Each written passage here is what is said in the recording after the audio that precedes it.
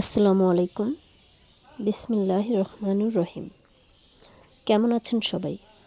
আশা করি ভালো আছেন। আজকের ভিডিওটি খুবই গুরুত্বপূর্ণ আপনার সোনামণির জন্য।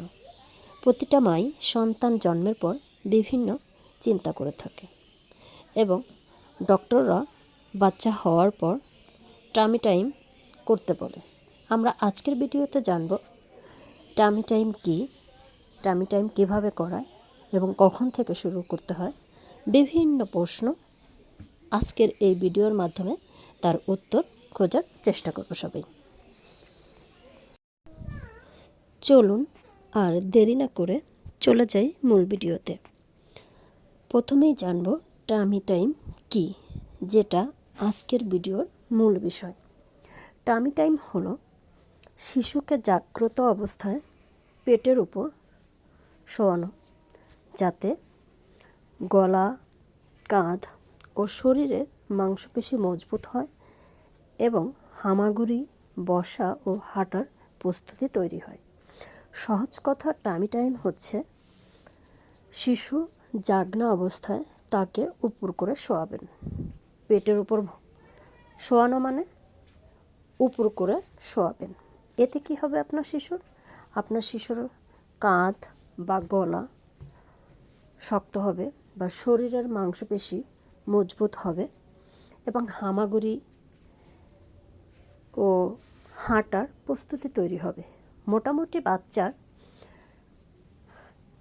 কাঁধ সোজা হওয়া, মাংসপেশি মজবুত হওয়া, হামাগুড়ি এবং হাঁটা প্রত্যেকটা স্টেপই জন্যই টামি টাইমটা খুবই গুরুত্বপূর্ণ। আমি একজন মা, আমি কোনো ডক্টর নই। আমি আমার পার্সোনাল এক্সপিরিয়েন্স থেকে আপনাদের জন্য ভিডিওগুলো তৈরি করি। যদি আমার ভিডিওর কোনো অংশে একটু ভালো লাগে তাহলে অবশ্যই একটা লাইক করবেন এবং সাবস্ক্রাইব করে আমার পাশেই থাকবেন। কমেন্ট করতে ভুলবেন না। চলুন আমরা পরবর্তী ধাপে চলে যাই। এবার দেখব টামি টাইমের সিস্টেম। কোনভাবে আপনি আপনার সোনামণিকে টামি টাইমটা করাতে পারেন। এখানে দুইটা পিকচার আছে। একটা পিকচার দেখেন যে বাচ্চাকে একটা কাপড় ভাঁজ করে সুন্দর করে বাচ্চাকে শোয়ানো হয়েছে এবং শোয়ানোর পরে বাচ্চার সামনে কোনো কিছু সাউন্ড করা হচ্ছে বা কোনো খেলনা দেখানো হচ্ছে। এতে বাচ্চা ঘাড় উঁচু করে সেটা দেখার চেষ্টা করছে। আর একটা ছবিতে দেখেন যে মা তার দুই পা একটু উঁচু করে বা হাঁটুর উপর বাচ্চাকে শোয়ানোর চেষ্টা করেছে বা বাচ্চাকে শুইয়েছে। এতে বাচ্চা পেটে প্রচণ্ড পরিমাণ একটা চাপ লাগবে। এতে বাচ্চা পেট থেকে খুব সহজেই বাচ্চার পেটের গ্যাস বের হয়ে যাবে বা বাচ্চার হাড় মজবুত হবে। এখন দেখেন এখানে আরেকটা পিকচারে কোনো কিছু ছাড়াই বাচ্চাকে সরাসরি শোয়ানো হয়েছে। অনেক মাই বাচ্চাকে টামি টাইম করাতে খুব ভয় পান। টামি টাইম কোনো ভয়ের কোনো বিষয় নয়। এতে বাচ্চা সুস্থ থাকার জন্য খুব ভালো একটি সিস্টেম। এভাবে টামি টাইম করালে বাচ্চার ঘাড়, মাংসপেশি এবং হাঁটার প্রস্তুতি যেমন তৈরি হয়, তেমনই বাচ্চার পেট থেকে গ্যাস বের হয়ে যায়। এতে বাচ্চার খাবার প্রতি চাহিদা বাড়ে এবং বাচ্চা সুস্থ থাকে। ভিডিওটি স্কিপ না করে সম্পূর্ণ দেখবেন, তাহলে বাচ্চার টামি টাইম সম্পর্কে আপনি বিস্তারিত একটি ধারণা পাবেন। এখন দেখব বয়স অনুযায়ী বাচ্চার কতটুকু টাইম এবং দিনে কয়বার আপনাকে বাচ্চার টামি টাইম করাতে হবে। নিউবর্ন মানে 0 থেকে 1 মাস, একে আপনি 2 থেকে 3 বার 1 থেকে 2 মিনিটস টামি টাইম করাবেন।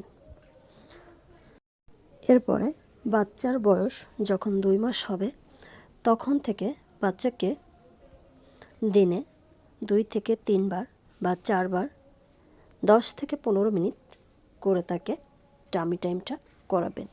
এখন দেখেন টামি টাইমের সময়ের সাথে সাথে কোন বয়সে কোন সিস্টেমে আপনাকে বাচ্চার টামি টাইম করাতে হবে সেটাও কিন্তু এখানে ক্লিয়ার করা হচ্ছে। এরপরে দেখবেন যে বাচ্চার বয়স যখন 3 মাস হবে তখন তাকে দিনে 15 থেকে 30 মিনিট করে আপনি টামি টাইম করাবেন। ঠিকই আপনার দিনে 2 বার বা 3 বার। এখানে দেখেন যে বাচ্চাকে আপনি কোন পদ্ধতিতে টামি টাইম করাবেন সেটা কিন্তু দেখানো আছে। এখন একটা জিনিস খেয়াল করে দেখেন যে বয়স বাড়ার সাথে সাথে টামি টাইমটাও বাড়ছে। কেন বাড়ছে? কারণ তার শরীরে যাতে গ্রোথটা ঠিক থাকে এবং সব কিছু ঠিকঠাক মতো তৈরি হতে পারে, যার কারণে টামি টাইমের সময়টাও কিন্তু বাড়ছে। এরপরে 4 থেকে 6 মাস এই বয়সের বাচ্চাকে আপনি দিনে 2 বা 1 থেকে 2 ঘন্টা করে টামি টাইম করাবেন।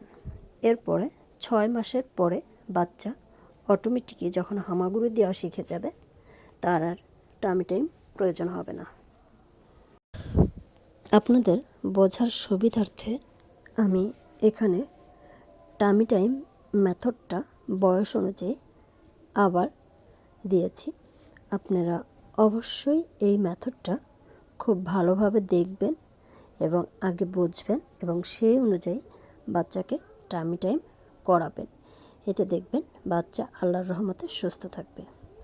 এখানে আমার মেয়ে, যার নাম আপনারা ইতিমধ্যে সবাই জেনে গেছেন, এটা ওর 21 দিনের একটা ছবি।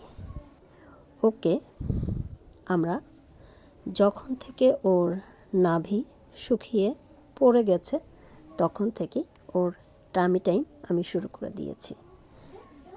সবাই ভালো থাকবেন, সুস্থ থাকবেন এবং সতর্কতার সাথে এবং সচেতনতার সাথে বাচ্চার টামি টাইম করাবেন প্রতিদিন, যেন প্রতিটি বাচ্চাই সুস্থ থাকে। সবাই ভালো থাকবেন। আজকের মতো এখানেই শেষ। আল্লাহ হাফেজ।